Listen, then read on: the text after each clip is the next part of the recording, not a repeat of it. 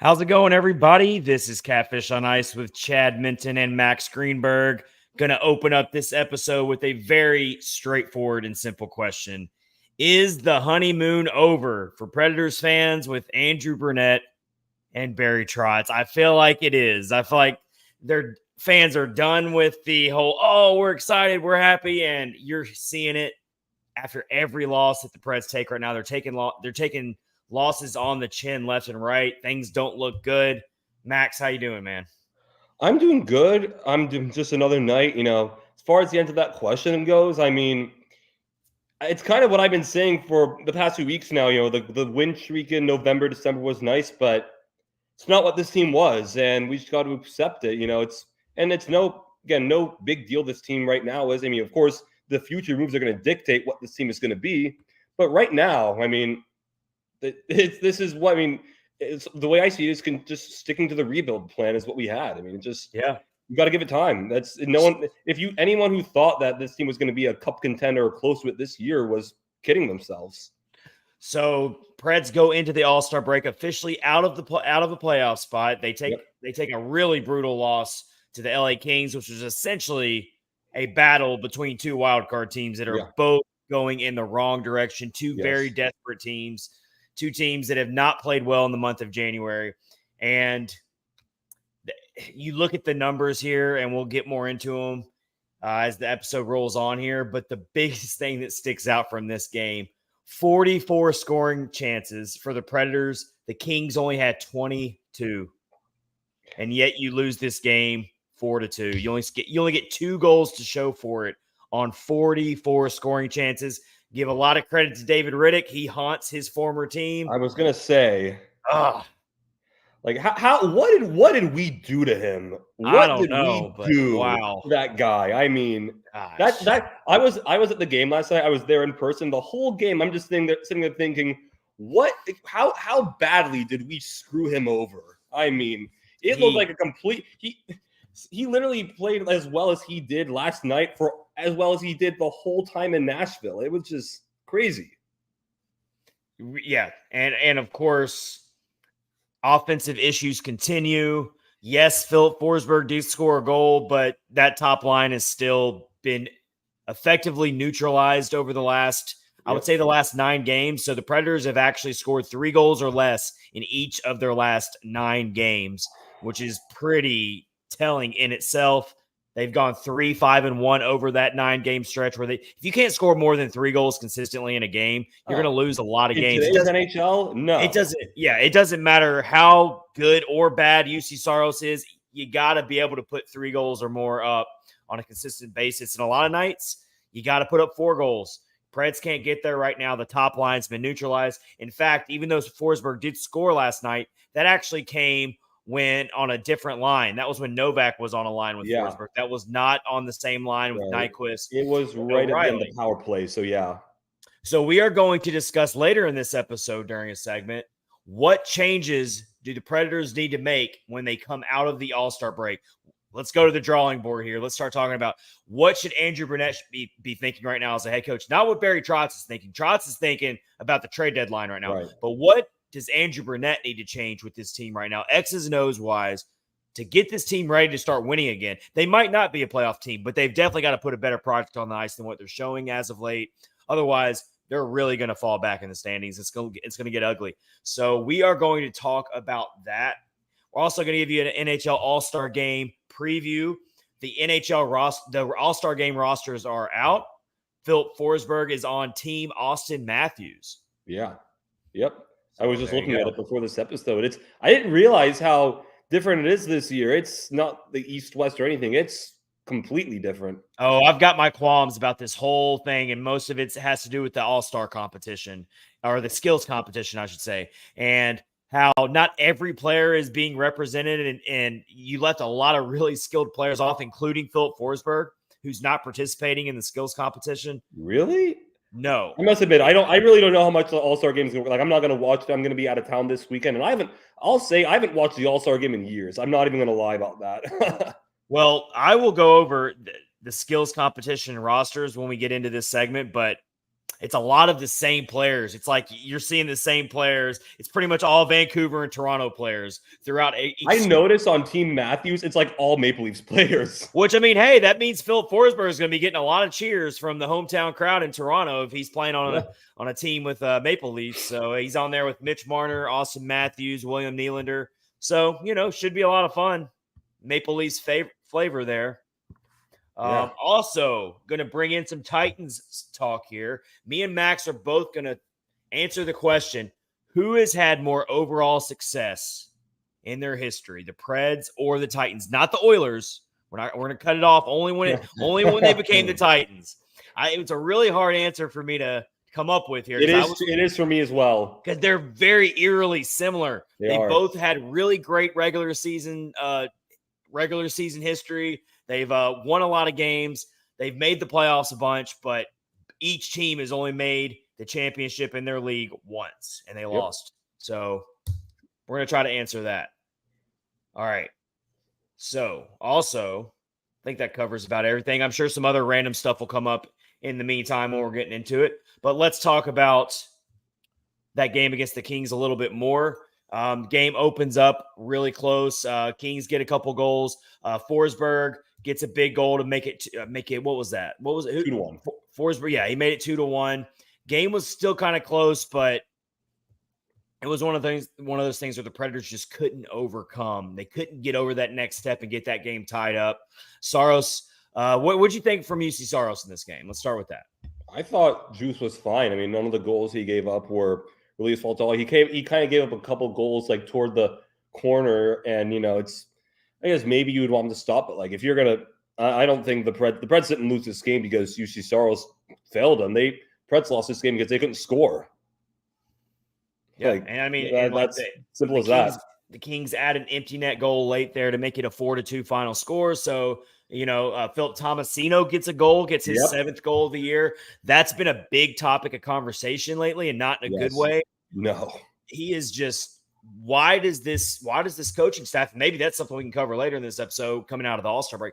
Why is this coaching staff so afraid of elevating Tomasino into getting bigger minutes on this team right now? I just don't understand it. I have an opinion on that we can get into later, potentially, or now, later, whatever it is. But hey, you know what? I already want to hear it from you. Bring it now. What do you think is going on? I'll bring it now. I love it. So pretty much, and I want to say this right here. I'm not accusing anyone of anything. I'm not saying it's definitely this.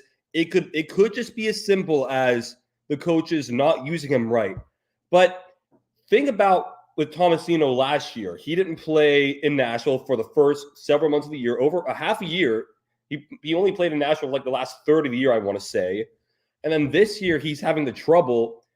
At some point, and I'm one of the only ones on Pred's Twitter who wants to say this, and I might get ripped for this, but it's my opinion. At some point, we got to have a tougher conversation and ask, is it a coincidence, or is it something behind the scenes that's going on that we don't know about, that's a red flag or something like that? Because if we see two separate coaching staffs have questionable usage of him, at what point is it something way deeper? I don't know. I have trouble making sense of it. When he was being healthy scratched earlier in the season, I kept saying, okay, he's going to have to elevate his game and he's going to have to prove it to the coaches to get consistent playing time. And he's done that whenever he can in his limited amount of ice time. He's done everything he can. You look at this game against the Kings last night, and I mean, when you're looking at 5-on-5 play, your most productive forward line was Tomasino's line. Smith, McCarron, and Tomasino. They were only on the ice for 2 minutes and 10 seconds together at 5-on-5, and they were the most productive, offensively speaking, the most productive at generating offense. The Novak Glass Tomasino line. I was going to say that was basically the line for the most of the game. Exactly, yeah, and they're the ones that produced the one goal. And then I like that line. They were doing work. They were. This is the things that Andrew Burnett's really going to have to consider. And then, of course, post-trade deadline, here's what I think is going to happen. I think everyone needs to be patient when it comes to their frustration, and I get their frustration when it comes to mostly Tomasino not getting the playing time he deserves. But I think we're in store for another major sell-off, Yes. just like last year. Yes. And the remaining month and a half or whatever of the season, 30-plus games that we have left are going to be it's going to be these players getting – I think we're going to see some line changes coming out of the All-Star break first and foremost. And Bruno hasn't changed that top line in literally 3 months. You know, and that's kind of where I was going at. That top line has stayed. Well, that's where I was going with that. You're not going to take Forsberg and O'Reilly off the top line. That's just not going to happen. No. So Nyquist, and I'm not saying this because I think Nyquist has just been awful and he deserves a demotion. But you've got to be able to adjust on the fly throughout a season. Yes. And I think Brunette's maybe stuck with this top line a little too long. Teams have thrown their entire defensive arsenal at shutting down that top line, and then the Predators just can't get enough going behind that top line. So I think it's time to shake it up a little bit. I would love to see Novak on the top line, but he doesn't really fit there being a left wing when he plays the wing. So your only option might be Tomasino on the top line. Or Evangelista. Yeah, I don't know. I don't know about that, though. Evangelista has not been as good as I would like him to be this year. I know that's going to be a little bit that people don't like that, but I don't think he's been quite as good as his rookie year, his first year. I know this is technically his rookie year, but you're muted. I'm a little nervous about putting Evangelista on the top line because he has gotten out physical a lot this year. Yes, that's pushed off the puck a lot. So I would be a little cautious about that. I think you got to try Tomasino on the top line. Because I would love to see Nyquist on the second line to have a little bit of a veteran presence you want to spread your veterans out a little bit here. And that's one thing I can't remember who said it. And if you see it, I apologize. I'm not trying to steal words. I just don't remember who said this, but I one time saw a take that basically said that Nyquist on the top line does hurt a little bit because you brought him in to kind of be that depth piece, and whenever he's on the top line, you don't really have that same depth. So your bottom three lines are, you got the first line, and then just like it's all over the place. So having Nyquist go down maybe the second line can help that depth a little bit. Yeah, and Dennis Garyanov, has he done enough to keep getting second line? No. Second line starts. He just can't score. I mean, he has the talent's there. We've seen it, but you got to execute. Look, he's got the speed. He's got speed that burns. He knows how to burst into the offensive zone. But like you say, the dude can't finish, and that's a microcosm of this entire team that can't finish. So the team's now 20th in the NHL in goals per game. That is not a number you expected to see with Andrew Brunette taking over. We knew it would take some time, but we're well past the midway point now where we should be seeing much better offensive results than what we're seeing from this team. So Brunette's got a lot to chew on here, and maybe the All-Star break came at just the perfect time for this team to push reset, take a deep breath.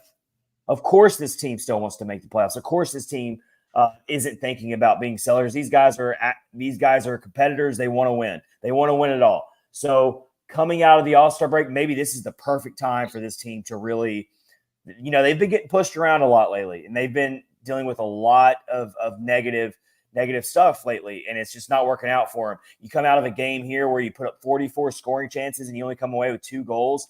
I mean, that's just brutal stuff. So I think this is a really opportune time to have an extended break, spend some time with family, reset your mind a little bit, and then if you're Brunette, you really got to go back to the drawing board here and get ready for this post All-Star break and see what you can do. And I'll say also, I'm. At least at this point, and I feel like this has been kind of my stance the whole time, even though 20th scoring in the league is not exactly what you wanted or expected, really, it doesn't really freak me out too much because, again, it's the first year. And if we wanted a rebuild year where the team is going to struggle, well, you got to go through pains. And again, I look at that stretch in November and December is like that. I mean, that in itself right there was overachieving a lot. So I'm not gonna hold it too much against him, at least at this point.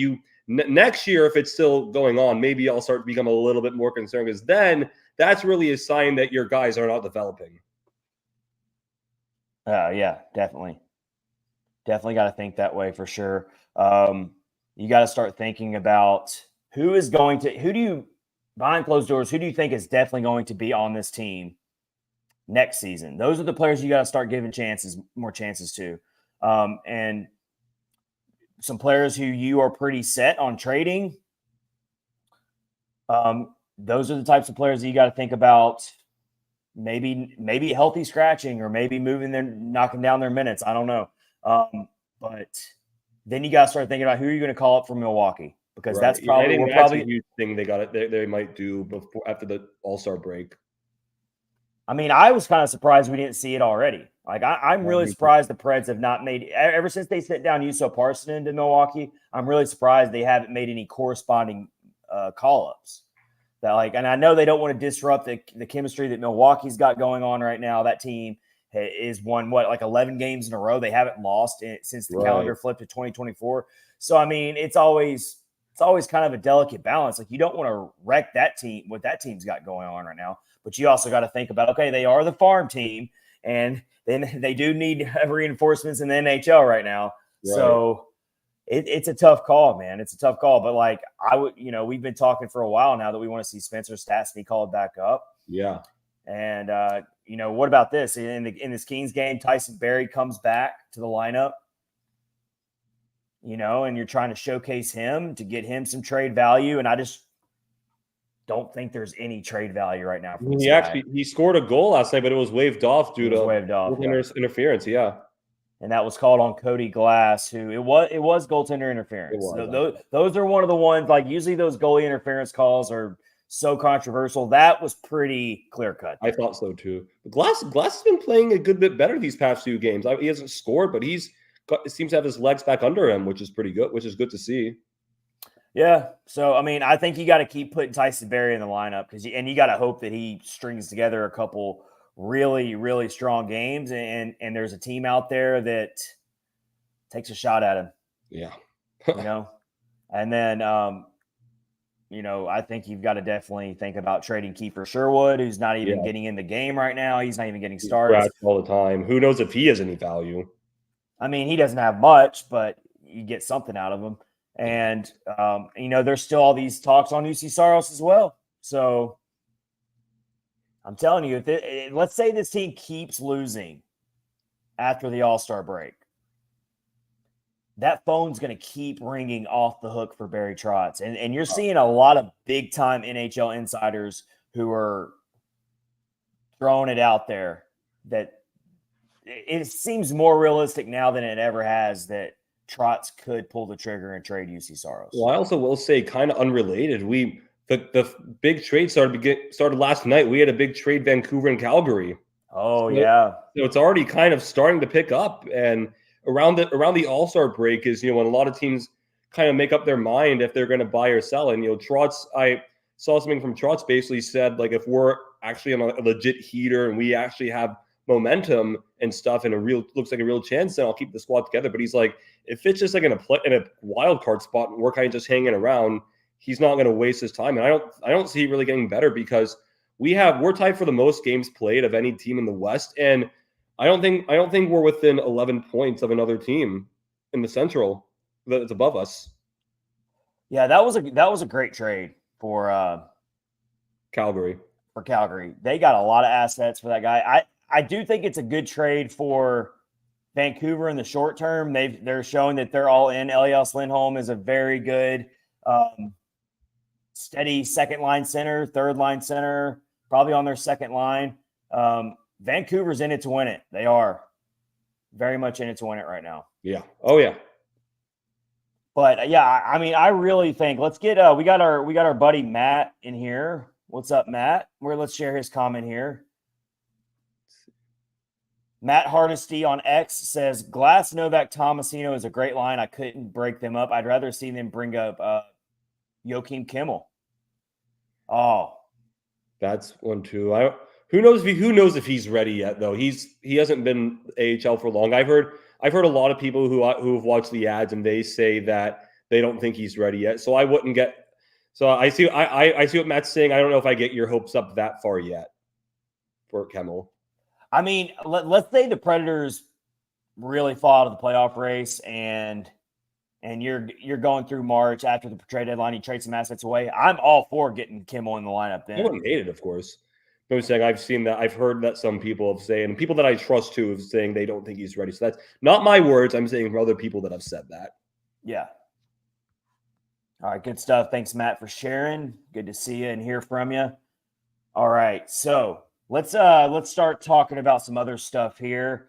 Let's get into the NHL All-Star selections and what we're expecting. So Philip Forsberg again is on Team Austin Matthews.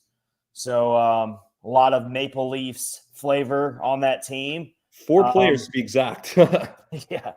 So you've also got Alex DeBrincat on Forsberg's team. You've got your 2 goalies. You got Jake Ottinger and Igor Shesterkin. Yep. So it's pretty solid. Think that Forsberg's on a pretty good team. I'm very, very upset that he did not get in the skills competition, though. How do you not put Philip Forsberg in the puck handling, stick handling competition when he's one of the best stick handlers in the game? Yeah, makes no sense to me. Yeah, I don't know. But you said you don't. You said you don't even watch the skills competition very often. I hardly even watch the game itself. I literally have not watched the game in years. Like I'm not even gonna lie. I mean, I would have really liked to have seen Forsberg in either the stick handling competition or the accuracy shooting. I mean, let's think about Forsberg's wrister. I mean, he's known for his snipe ability with his wrister. How do you not put him in the accuracy shooting competition? But just looking over some of these contestants and the accuracy shooting, you got Nikita Kucherov. Okay, that makes total sense. Cal McCarr, Connor McDavid, Quinn Hughes, JT Miller, David Pastrnak, Nathan McKinnon, William Nylander, Leon Draisaitl, and Austin Matthews. Now that's a pretty loaded. Forsberg definitely is not better than a lot of those players. I'll say that. Well, he's not, but I mean, I just think you should feature every All-Star in your skills. Yeah, I agree with that. If you're going to bring him to the games, let him play in the skills. Like when I went to the game in Nashville, I don't know, were you in one in Nashville when it happened? No, I did not get to go to that. Yeah, well, I saw, like, when I was there, and I'm pretty sure every guy who was at the All-Star game was in the skills competition to some degree. Oh yeah, this is the first year where they're not featuring every player that's in the All-Star game. This format's very weird. I don't like it just from all the way. Well, you know, leave it to the NHL to always overcomplicate things. Yeah. So let's start talking about some of our favorite players who are going to be in this All-Star game. Let's go with that. So for me, I'm really, really pumped to see David Pastrnak just go. That's what I was going to say. I really love Pastrnak. I mean, I feel like he's going to just really take off in this game. And so he's a good one. You know, you're talking 3-on-3 format, so it's open ice, plenty of scoring chances. That's the whole point here. But looking at some of the other squads here.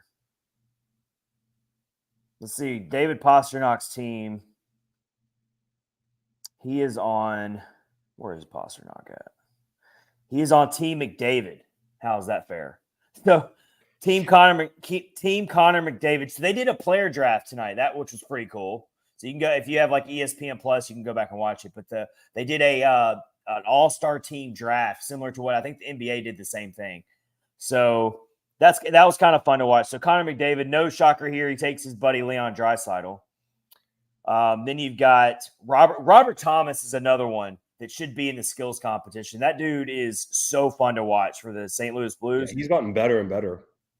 But yeah, Connor McDavid's group, you got Leon Draisaitl, Nick Suzuki, Rasmus Dahlin, Robert Thomas. That's the guy I'm excited. I would be excited to watch. Yes. Rasmus Dahlin. I like him a lot.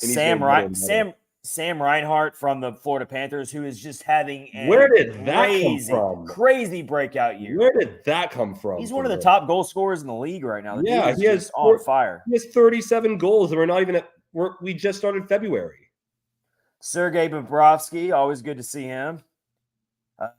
The Sharks had to have a player. Everybody's got to have a player. So Tomas Hertl is representing the Sharks, and then you've got Boone Jenner representing the hapless Columbus Blue Jackets. So that's your team, Connor McDavid. I don't know. I don't know. They have Connor Hellebuyck too, who's probably going to win the Vezina this year. Yeah, I don't know. I think I like Forsberg's team more. I think I like Team Matthews more than that one. All right, Team Nathan McKinnon's squad. Let's look at that one.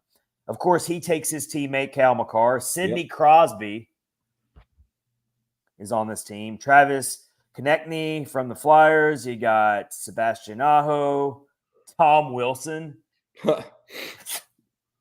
I mean, really? Can't believe he's not even 30 yet. He says 29. Every team's got to have a player, though. David Oliver Bjorkstrand, Yep. Kirill Kaprizov. He's going to be fun to watch. That's another player I'm excited to watch in this format. Kaprizov and his shot. I'm really excited to see him play in this. And then, of course, I used to just really just have so much disdain for Sidney Crosby ever since the Stanley Cup and all that stuff. But you know what? I'm still not blind to the fact that he's one of the best ever to play this game. Yeah. And so watching him in an all-star game at this elevated age, I'm still going to be all about it. So, I don't know. T. McKinnon doesn't do it for me, though. It doesn't do it for me. And then let's get to the Hughes brothers have their own team. Nikita Kucherov, Brady Tkachuk, Cam Talbot's going to be their goalie, Elias Pettersson. Okay. Elias Pettersson might be my number one player that I'm really excited to watch in this game. Yeah, he's having an incredible year. I mean, that dude's wrister, that dude's shot is, he's going to be just the way lighting the lamp. Yeah. So Elias Pettersson, JT Miller is also having a great year. Thatcher Demko, so a lot of Canucks flavor on this team. Kyle Connor and Jesper Bratt. All right.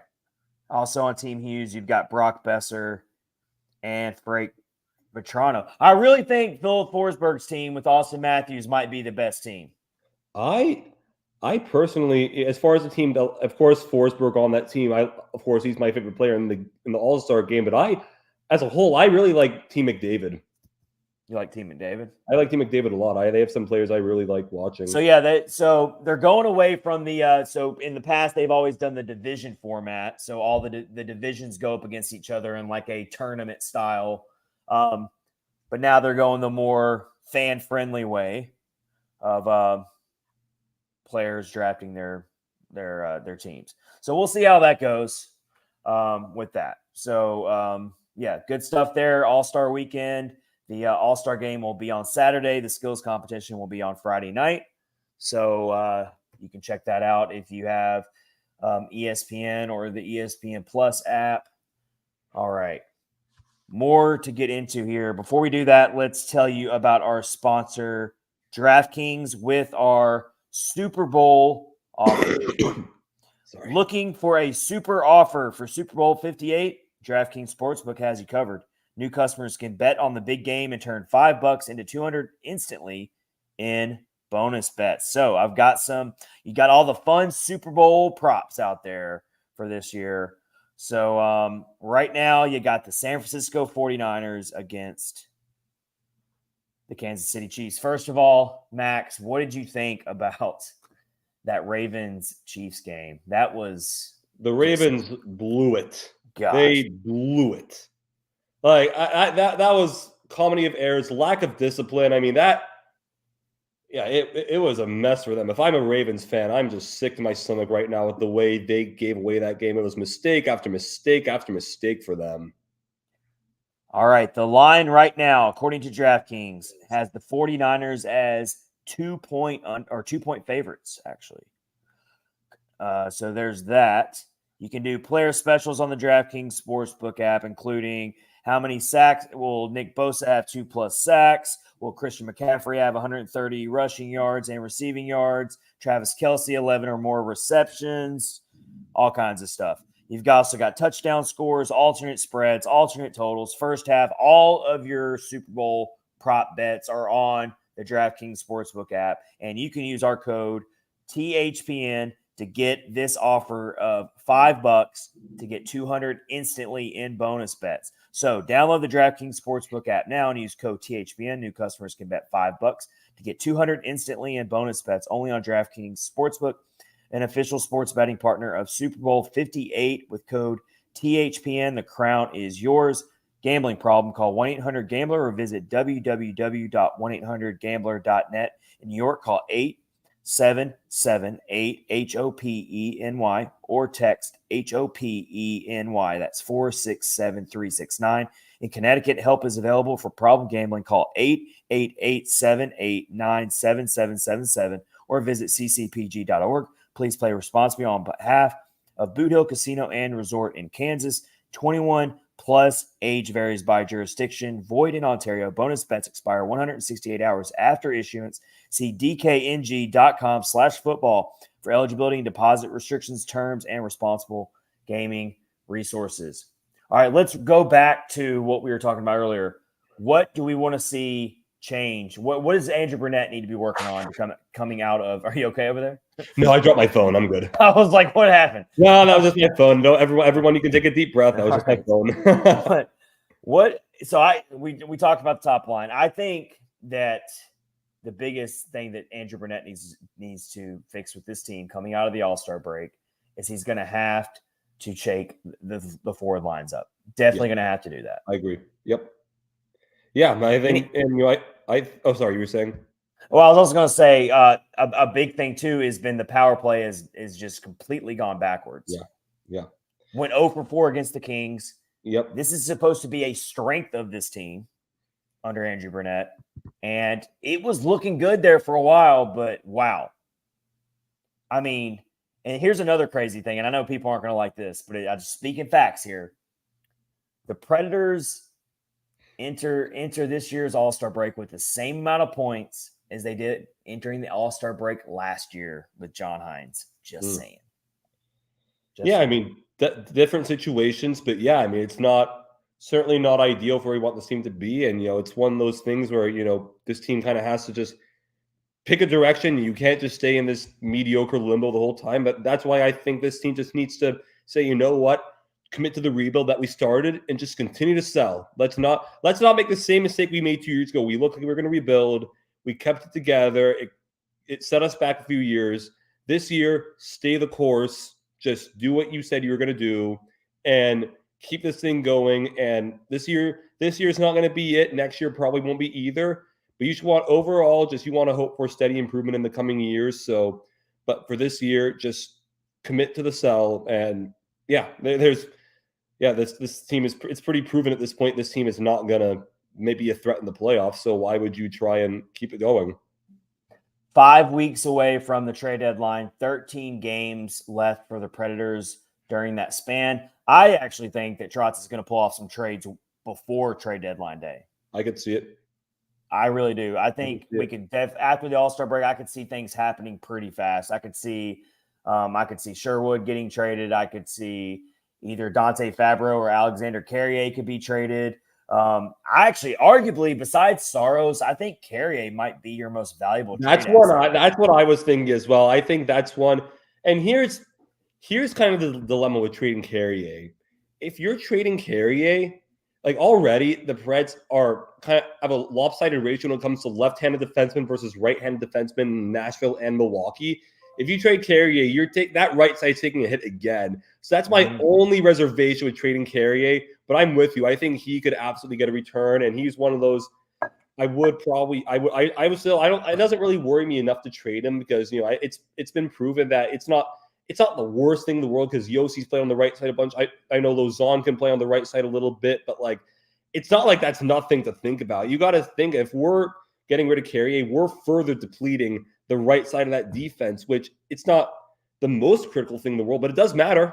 It does matter. But I mean, here's my thing. If your goal at this trade deadline is to acquire future assets in the draft and maybe get a prospect out of it too or something, then you got to offer some good stuff. Yeah. You can't just be like, oh, I don't want to trade this guy because I like him too much. It don't work that way. You're going to have to part ways with someone you really like if you're going to get anything out of this trade deadline. And unfortunately, a lot of the Preds tradable assets right now are not of high value, unfortunately. So I don't know how much Barry Trotz is really going to be able to get out of this trade deadline. Even if he does trade a few players, he's not going to get much. Yeah, and the thing with Carrier, the thing with Carrier being a right-hand defenseman doesn't worry me enough to not trade him, and especially if you don't think you're going to re-sign him. If you're not going to re-sign him, then don't even think about it. You don't want to lose him for nothing. But I'm just saying that dilemma it's not like it's a nothing matter either. And Dante Fabro could be traded again as well. I mean, let's Yeah.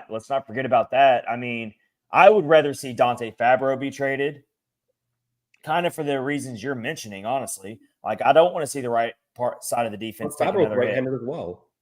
Yeah, but I would much rather move on from Fabro.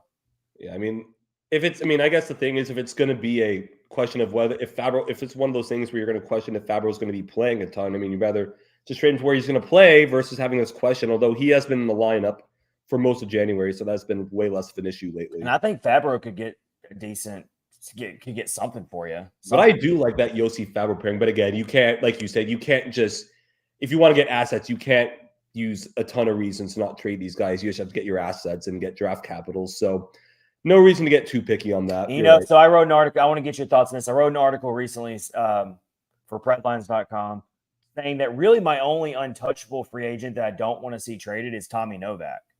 I just don't. I think that would be counterproductive for what you're trying to build here. Like, you could definitely get a good return on him if you want to trade him, but why would you trade away significant pieces to the young part of your lineup? That just seems like you're further prolonging the rebuild longer than it needs to be by trading away someone like Tommy Novak, who is, anytime he gets a chance to play consistently, he's one of the most efficient point producers on this team outside of Philip Forsberg. Yeah. I think in its general sense, I agree. But, as I've been saying on this podcast a bunch, in a perfect world, you want to keep him. But if you're getting to March 8th or whenever the deadline is, I believe that's it. And you're getting to that point and you're still nowhere near a deal with Tommy Novak, the worst thing you can do is lose him for nothing. So if you get to March 8th and he's not signed, not even close to it, you just got to say, you know what, cut your losses and at least get something. So I agree. I would absolutely, he was one of those guys I would prioritize. But again, you don't want to, the worst outcome is you lose him for nothing. Yes. Matt Hardesty jumps in here back on. He's watching on X Don't here with us. Matt. Shin's contract is unmovable. Trotz has a ton of work to do. Yeah, that you cannot. Not to mention Novak elevates Tomasino. Yeah. Exactly. You got to think about that too. You trade away Novak. How does that affect all your other younger players that play well together? So for me, it would take a really, really huge offer from a team that I don't think anyone's going to do that. But for me I'm not trading Novak away just to get a couple draft picks. I'm just not doing that. I just hope that, obviously Barry's going to have a ton of work to do at the deadline, but I would just hope that in the days leading up or even beforehand, just lock Barry and Novak's agent in a room together and just get a deal done. Don't leave that room until it's finished. So I came across this really interesting post from Cap Friendly today. So they ranked on standard contracts, not ELCs or players 35 or older, lowest cost per point ranking. So these are like the biggest bargains compared to how many points they score. Mm-hmm. Tommy Novak is the fifth cheapest player in terms of point production. $34,000 and $34,782 down to, that's his cost per point right there, $34,000, almost $35,000 per point. One of the cheapest. You got to remember, he was injured for about a month, and when he came back, he was in a bit of a slump too. So that just shows you how much of a bargain he is. Of course, you probably won't get him back for that cheap again, but still. Also, I shared this a while ago as well. It might have changed a little bit since I shared this because I think they've played maybe 1 or 2 games. But Novak is also one of the best puck movers and puck possessors. He is top 50 in the league among skaters, and he's in territory with players like Nikita Kucherov and Mikko Rantanen when it comes to his Corsi rating. I mean, the guy is over 60% Corsi, which is elite. You're anything over 60 and you're elite in that category at least. So I have been saying this for a while. It's only a matter of time before Novak becomes a perennial, not just top 6 player, but he can even be a top line player in his future in Nashville. And that's why some people were really upset when they went out and got Nyquist and O'Reilly. And even though they've played very well and they've done some good things, it kind of put a roadblock up for the younger players to be on the top line this year. And so I know a lot of fans are upset about that. Yeah, I mean, I certainly understand that. And to your point, whenever you watch Novak play, just the one thing that stands out to me is how much control he has with the puck on his stick. And he just looks strong. And last year, during the final stretch of the year, it felt like he was producing at a point per game. Like he very well could break up into that upper echelon of forwards who actually does score a point per game at some point. Yep. All right, so plenty more to get into as that time comes closer. Want to do one other quick thing before we move on here. Let's look at I want to look at the wild card standings right now, and I want to size up the price. So if you want to pull it up in front of you, Max. Yep, I'm looking right now. And because the wild card race in the Western Conference is, as you would expect, full of very mediocre teams, just like the Predators are right now. But if we got to pick two teams in this wild card race that are going to eventually be on top and get one of those playoff spots, who is the most dangerous out of these wild card teams right now if they get in the playoffs? Who is the most dangerous?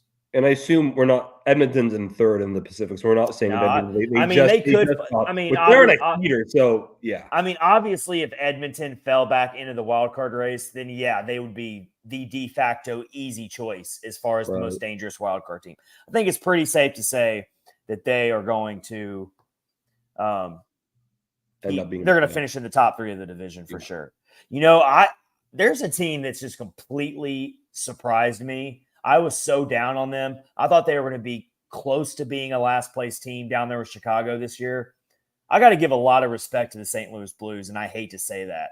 That team just refuses to lie down. They're just a gritty team. I mentioned earlier, Robert Thomas is becoming a really underrated elite player in this league. The Blues right now have the second wild card spot over the Predators in a tiebreaker because they play 2 fewer games, but they got the same amount of points. And then, of course, you got the Kings. Since they beat the Predators last night, they've got the top wild card spot with 56 points. You've got the Kraken right behind at 52 points. And then you got the Coyotes and the Flames with 49 points. So out of all of those teams, Max, who do you think is going to be the two that get a wild card spot? I know they're slumping, but I'm going to say LA holds on. I still believe in them. You know, they're still a good team. That team should be in the playoffs, and you know, a month-long stretch is a while, but you know, every team does have a time where they kind of go through a rough patch. And I think that team is too skilled. I think they're still going to make it in. Honestly, you know what? I can't believe I'm going to say this, but man, I don't even know if I want to say this, but actually, I'm going to say it just to be fun. Minnesota Wild.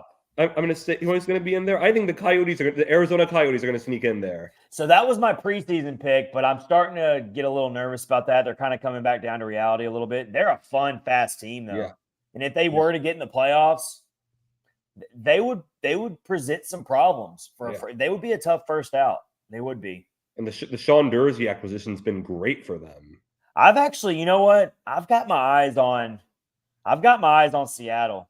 Seattle was supposed to be a lot better going into the season. I was higher on them too. Yes. They're only, and they went on a long winning streak the same time the Oilers did, and then they kind of came back down a little bit. But I was surprised in the offseason how little they did to improve that team with the amount of draft capital and cap space they had, and they did virtually nothing. Yeah, to make that team better. So I'm definitely going to go. I'm with you on LA. Yeah, they can only underperform for so long with the talent that team has. They're the type of team where they could get a wild card spot and then they can go on a run and make the Stanley Cup. Especially if David Riddick's going to do that kind of thing on a nightly basis. You want to talk about comeback story of the year? If David Riddick somehow becomes the goalie that the Kings desperately needed, wow.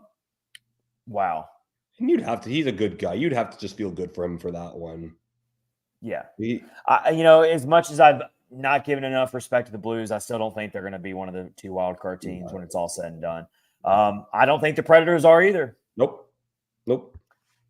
after the deadline, I think this team's going to go is going to gut it like they did last year a little bit. Maybe not to the same dramatic level, but they're still going to definitely have some big trades in there, and they're going to get younger. They're going to get much younger. They're probably going to call up a couple guys from Milwaukee like they did last year down the stretch. And then if they keep winning, they keep winning. But you got to start thinking about a 3 to 5 year plan here. Yeah. And you know what?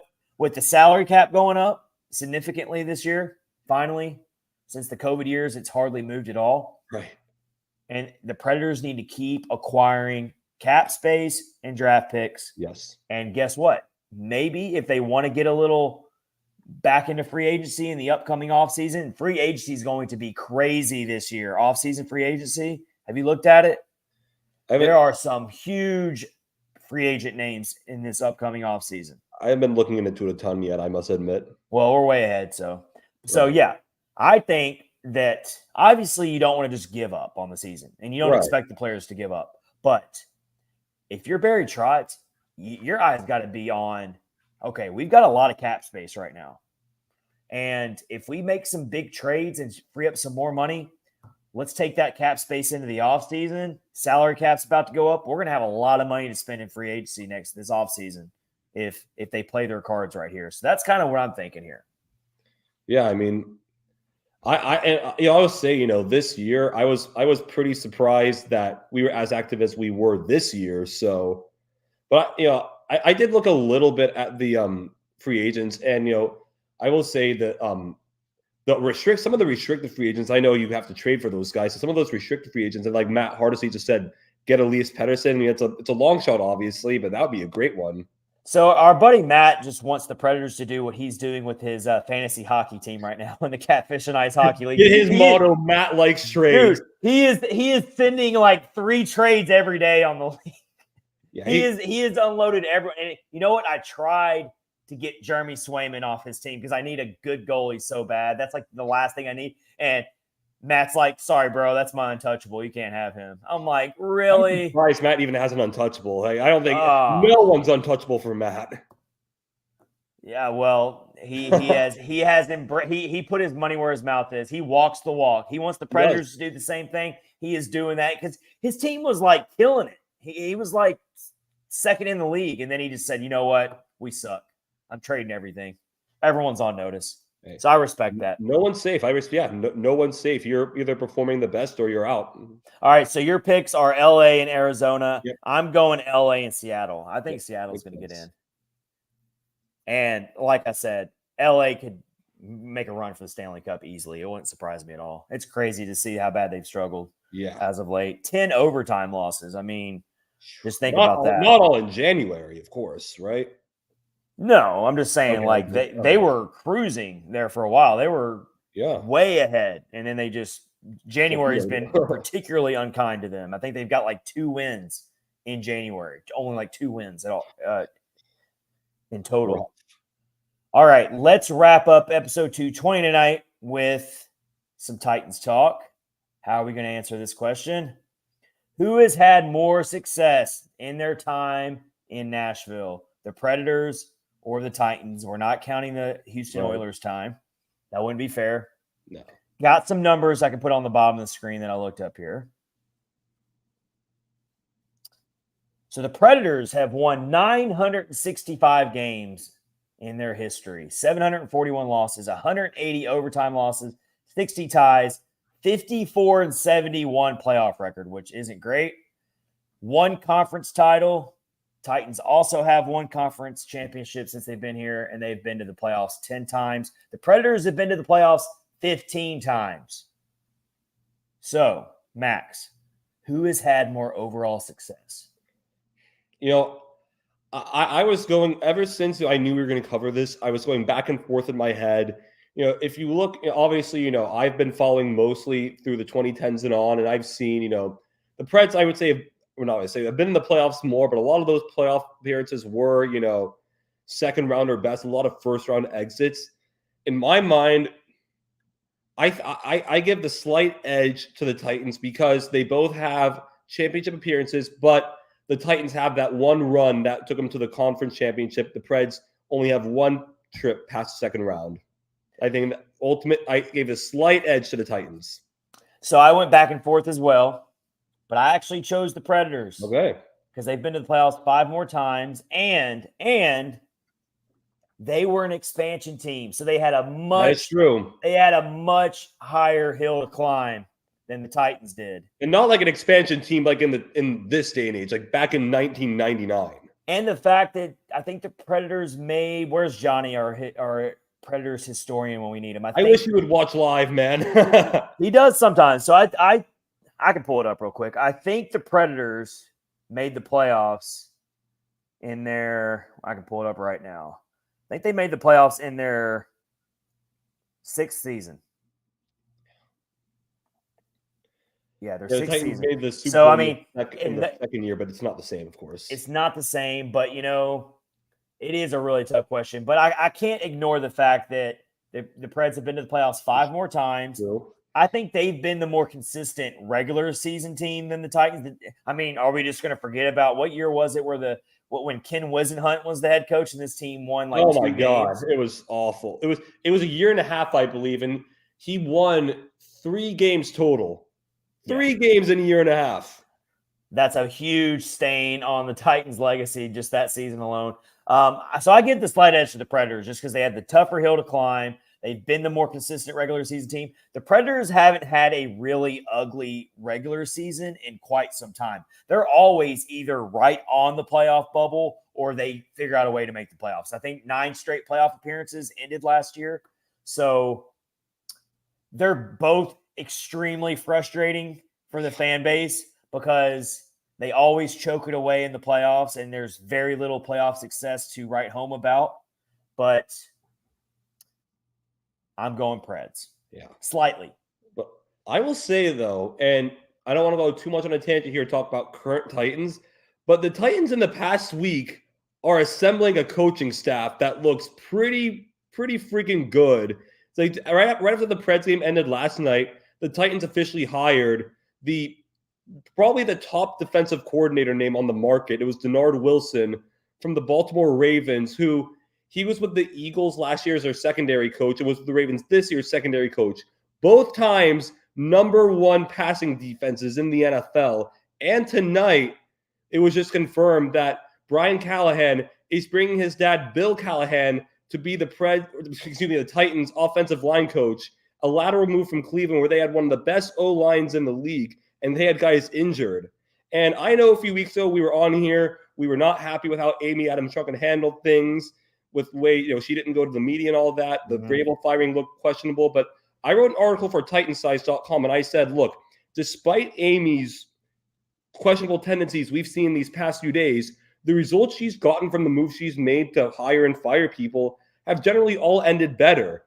And so far, the Titans, she got a really good head coach, the guy who was unequivocally the best hire the Titans could have had, especially with Ben Johnson leaving. We were not gonna hire Jim Harbaugh or Bill Belichick because if you're gonna fire Vrabel and get those, that would have been a move done in vain. I'm really glad they didn't go and get that coordinator from Dallas, Dan Quinn. And he got hired too. But the Titans have pretty much gotten from what they should have had. The Titans have had, honestly, and this is a big statement, but damn near the best case scenario they could have had. I like the new guy. I get good vibes from him. Staff. Like it's been great. I really liked Callahan's opening press conference. It was awesome. Very well spoken. Very open. Just very open about his plans. So I got a buddy down here in St. Pete, Florida, that's a diehard Cincinnati Bengals fan. So I picked his brain a little bit, and he was like, "You guys got a good one." Yeah. He's like, he told me straight up. He goes, "This guy deserved a head coaching job, but he's never called his own plays." I did not realize that he did not call his own plays in Seattle. So that has me a little nervous that he's never called his own plays before. But other than that, I'm excited. I think it's a great hire. From what I've heard from people, there was also a guy on Twitter who I've seen who a lot of people trust as like the Bengals resource. He said great things about Callahan. Zach Taylor, Bengals head coach, was saying great things. I'm really not worried about him not calling plays. I think he'll do just fine. And they've said he's developed every position they've had in Cincinnati. Let's see if Derrick Henry wants to take a hometown discount and come back. I would love it, but I think it's unlikely, unfortunately. Probably, yeah. I know it's unlikely, It's but unlikely. I can still live in fantasy land, can't I? Oh, of course you can. We all live in fantasy land. And can this team please go out and get another wide receiver? I mean, that would be amazing in itself. Just go get a number 2. Go get a good quality number 2 wide receiver. And T. Higgins would be great, but I wouldn't get your hopes up there. He'll be franchise tagged by the Bengals. So don't get excited about you. You can live in fantasy world, of course. I'm not saying you can do that. Yes. No, if you're living in reality world, don't expect the T. Higgins acquisition this year. I'm sorry. Don't want to. Yeah. We just want a professional sports championship in Nashville. Is that so much to ask? I want one so bad. The city deserves it so much. Think about a championship parade going down Broadway. Oh my God! We're talking about that. I mean, the whole town would get off work for a day and have to. It would rival the NFL draft crowd. The craziness that would ensue. It'd be more. Probably. Yeah. City deserves it. Let's see who brings one home first. I don't know. We've talked about that before in the past as well. Which championship is harder to win? Of course, the path is shorter in the NFL because you don't have to play as many games. But you're one and done. You get no. Yeah. You have one bad game and you're eliminated. Whereas at least in the Stanley Cup playoffs, you can have a bad game 1 and still come back in game 2 and get the win and tie the series. So I don't know. Yeah, both teams are very frustrating though. Yeah, they have. All right. Everyone, thank you so much for joining episode 220 of Catfish and Ice with your hosts, Chad Minton and Max Greenberg. Looking to get some good guests on in the coming weeks, so stay tuned for that. Until then, everyone stay safe. Enjoy your weekends. Enjoy your All-Star break festivities. And we will see you back here next week for a brand new episode. Take care. See you later.